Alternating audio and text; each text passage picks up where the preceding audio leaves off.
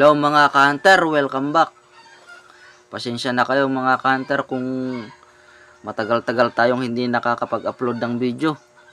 Sobrang busy kasi sa trabaho mga ka-hunter.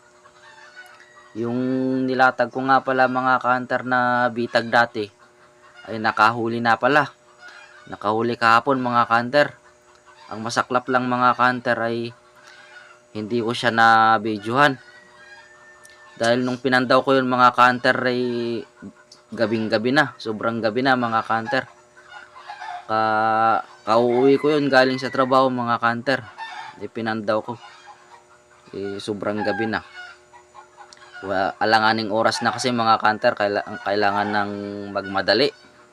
Para hindi abutan ng lalim ng gabi. Kaya hindi ko na siya nabidyohan. Pero ngayon mga ka-hunter ay ipapakita ko kung may ipapakita ko sa inyo kung para malaman nyo at makita nyo kung gaano kaganda mga ka-hunter. Kaya stay tuned lang mga ka-hunter at kukunin ko. Ito na nga mga ka-hunter. Ang ganda nito. Tres Marias mga ka-hunter.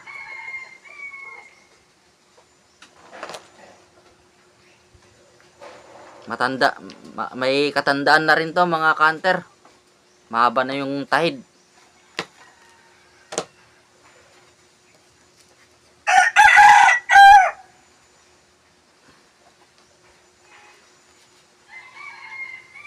Saka ang ganda ng kaliskis nito mga ka-hunter, may buo. Tapos yung kamao niya sa bandang bandang kanan buo rin yung kamao. Tapos may buo rin siya sa sa itaas ng tahid niya. Ay papakita ko mga ka-hunter.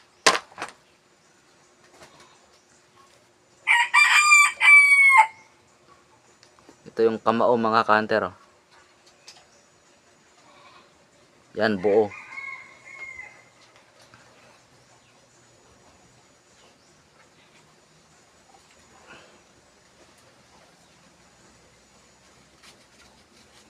Buo yan mga ka-hunter, yung kamao.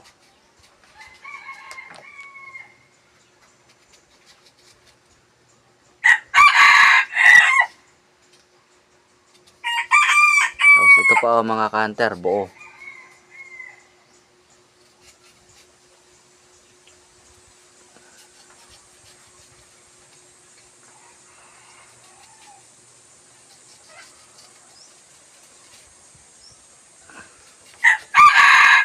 Yan mga ka-hunter, may sinyal siya. Mahaba na rin yung lawi.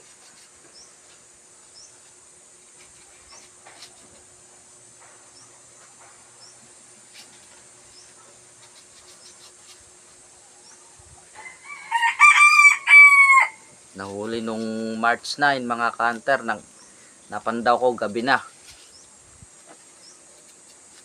Medyo matamlay kasi matagal-tagal na siguro tong nabitag doon sa pinagbibitagan ko.